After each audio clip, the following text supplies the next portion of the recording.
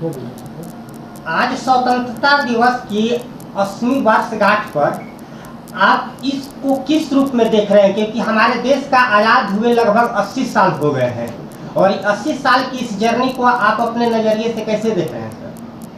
देखिए 80 साल जो हो गया है उस पहले तो गर्व के विषय है कि हम लोग 80 साल के हो गए स्वतंत्र भारत में, समृद्ध भारत में और सशक्त भारत के लिए।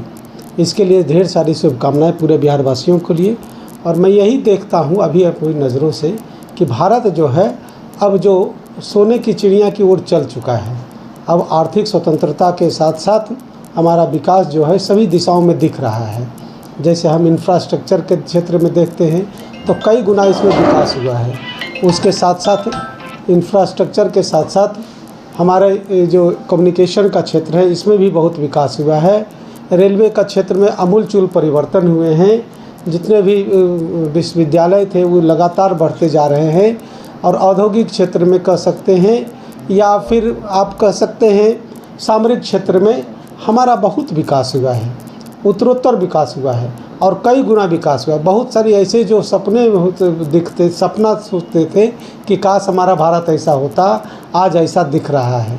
धीरे धीरे अभी और कुछ परिवर्तन होना ज़रूरी है, अभी होने की गुंजाइश है और लगातार चल रही है, इसमें इस दिशा में चल रहा है। सर लेकिन सवाल है कि अपने जो आपका संस्था है उससे रिलेटेड क्या कुछ बताना चाहेंगे? देखिए युवा का निर्माण करना हमारा उद्देश्य है और युवा ही भारत की शक्ति है।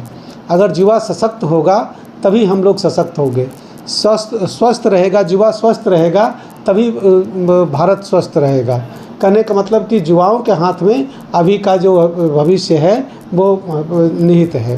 तो जब तक हम अपने समाज को शिक्षित नहीं करेंगे, स्वस्थ नहीं रखेंगे, तब हमारा परिकल्पना अधूरा रह जाएगा, बीमार भारत कहा जा सकता है। तो सशक्त भारत करने के लिए शिक्षित भारत होना ज़रूरी है और शिक्षित भारत होने के लिए स्वस्थ भारत भी रहना ज़रूरी है, क्योंकि स्वस्थ मन में ही अच्छी विचार बचते हैं। डॉक्टर हैं, हॉस्पिटल के एक फाउंडर भी हैं और समाज के लिए मतलब जो ये स्वतंत्रता दिवस पे आप क्या मैसेज देना चाहेंगे लोगों को?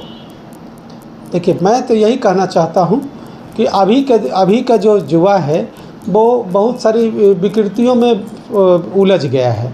जैसे सोशल मीडिया की विकृति में उलझ गया है, नशा की विकृतियों में उलझ गया है। ये सब उसके लिए बहुत ही दुर्भाग्य का क्षण होता है। उस माँ पिता को बहुत कष्टदायक होता है कि जब वो जो सपना देखा था कि हमारा कंधे का सहारा बनेगा और वो नशा में झूमते हुए आता है, तो ये बहुत ही दुर्भाग्य का बात होता है। तो मैं ऐसे युवाओं को मैं उसको यही कहना चाहता हूँ कि देश के प्रेम करो, देश के साथ रहो, देश में जो अच्छी बातें हो रही है उसको देखो, इन विकृतियों में मत जाओ। सोशल मीडिया के इन्फ्लुएंस में रह करके कुछ ऐसे अनैतिक कार्य मत करो जिससे कि तुम्हारा भविष्य बर्बाद हो जाए। सर परिचय दे दीजिए एक बार। Doctor NP Priyadarshi, Shriraj nursing training institute निदेशक।